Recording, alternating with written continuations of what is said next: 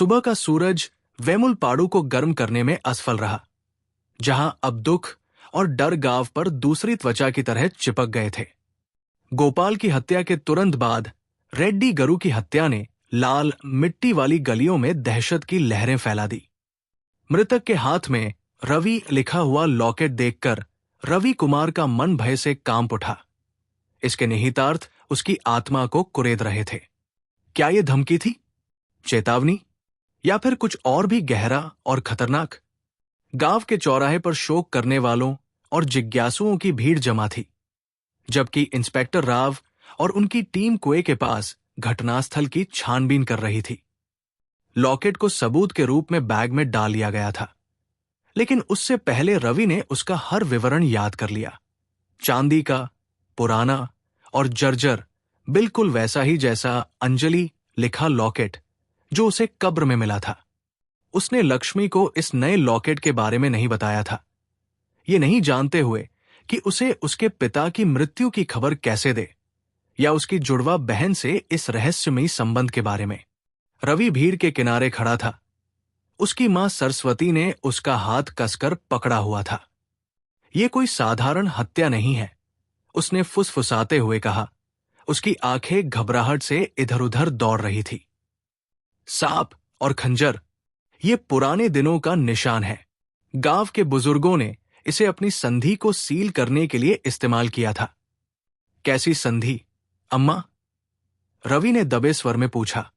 वो झिझकी, फिर बोली, खून से दफनाया गया एक रहस्य। गोपाल ने एक बार इसका जिक्र किया था। गुटबाजी की जंग को खत्म करने के लिए छिपाया गया एक खजाना।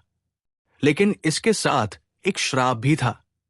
जो इसे ढूंढने की कोशिश करता है वो मर जाता है। रवि के विचार कब्र, लॉकेट और उस नकाबपोश आकृति की ओर घूमने लगे। क्या वो किसी प्राचीन और घातक चीज में उलझ रहा था? दोपहर तक वो लक्ष्मी को ढूंढने के लिए निकल पड़ा, जो अपने पिता की मृत्यु की खबर सुनकर पुलिवेंदुला लौट आई थी। उसने उसे उसके परिवार के घर में पाया, एक साधारण ईंट का घर जिसके चारों ओर चमेली की लताएं थी। लक्ष्मी की आंखें रोने से लाल थी। उसकी मां कोने में धीरे धीरे सिसक रही थी। रवि, लक्ष्मी ने उसका हाथ पकड़ते हुए फुसफुसाया, ऐसा क्यों हो रहा है? पहले अंजलि, अब अप्पा। उसने उसे गले लगाया। उसका दिल दुख से भर गया।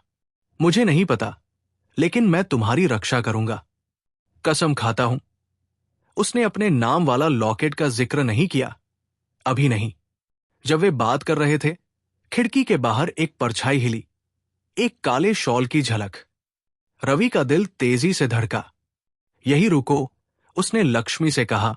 एक डंडा उठाया और बाहर निकल गया। आंगन खाली था, लेकिन पैरों के निशान संपत्ति के किनारे तक गए और सूखी घास में गायब हो गए। वापस अंदर आने पर लक्ष्मी की मां राधा ने कांपती आवाज में कहा, यह सिर्फ गुटबाजी की बात नहीं है। अंजलि की मृत्यु, वो कोई दुर्घटना नहीं थी। वो नदी के किनारे की जमीनों के बारे में सवाल पूछ रही थी, कुछ ऐसा जिसके बारे में उसके पिता बात नहीं करना चाहते थे। जिस दिन वो मरी, उसने कहा था कि उसे विश्वासघात का सबूत मिल गया है। रवि का दिमाग तेजी से दौड़ा। कैसा सबूत? राधा ने सिर हिलाया। उसने मुझे कभी नहीं बताया, लेकिन वो डरी हुई थी, जैसे उसने कुछ खतरनाक उजागर कर लिया हो। उस शाम वेमुलपाड़ू में वापस रवि ने सूर्या से नदी किनारे बैठकर बात की, जहां पानी सुस्त और भूरा था। सूर्या, कुछ बड़ा चल रहा है। लॉकेट, हत्याएं, ये संधि, सब कुछ जुड़ा हुआ है। सूर्या ने भौहें चढ़ाई और पानी में एक कंकड़ फेंका। तू बहुत गहरे में जा रहा है, रवि। अगर ये पुराने खजाने की बात है, तो लोग इसे दफनाए रखने के लिए मार डालेंगे। तुझे पीछे हटना चाहिए। लेकिन रवि ऐसा नहीं कर सका, खासकर जब लक्ष्मी की जान खतरे में हो सकती थी। उसने गांव की सबसे बुजुर्ग निवासी पद्मिनी अम्मा से मिलने का फैसला किया, जो वेमुलपाड़ू के किनारे एक जीर्ण शीर्ण झोपड़ी में रहती थी। वो अपनी रहस्यमयी कहानियों और गांव के अतीत की तेज स्मृति के लिए जानी जाती थी। पद्मिनी की झोपड़ी में अगरबत्ती और सड़न की गंध थी। उसकी आंखें उम्र के साथ धुंधली रवि को देखती हुई प्रतीत हुई। जब उसने अंजलि लिखा लॉकेट दिखाया, ये लक्ष्मी की जुड़वा बहन का था। उसने कहा, मुझे ये एक कब्र में मिला। पद्मिनी के हाथ कांपे जब उन्होंने इसे छुआ। बहनों के लॉकेट, उसने बुदबुदाया। रेड्डी जुड़वा बहनों के लिए एक सुनार ने बनाए थे।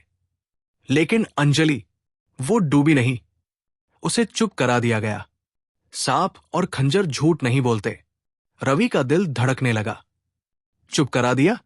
किसने? पद्मिनी और करीब झुकी। उसकी आवाज फुसफुसाहट में बदल गई। संधि के रखवाले, वे नदी की जमीनों के रहस्य की रक्षा करते हैं। अंजलि बहुत करीब पहुंच गई थी। अब तू निशाने पर है, लड़के। उससे और पूछने से पहले बाहर से एक तेज आवाज आई।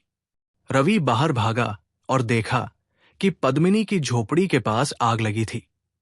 सूखे ताड़ के पत्तों का ढेर जल रहा था। आग की लपटों में उसने फिर से देखा। वो नकाबपोश आकृति दूर की पहाड़ी पर खड़ी उसे देख रही थी। उसने पीछा किया, लेकिन आकृति रात में गायब हो गई। जब वो लौटा, पद्मिनी जा चुकी थी। उसकी झोपड़ी खाली थी, सिवाय एकमात्र सुराग के। एक कपड़े के टुकड़े पर बनाया गया एक कच्चा नक्शा, जिसमें नदी और एक स्थान चिह्नित था, जिसका नाम था तहखाना। रवि ने नक्शा संभाल लिया।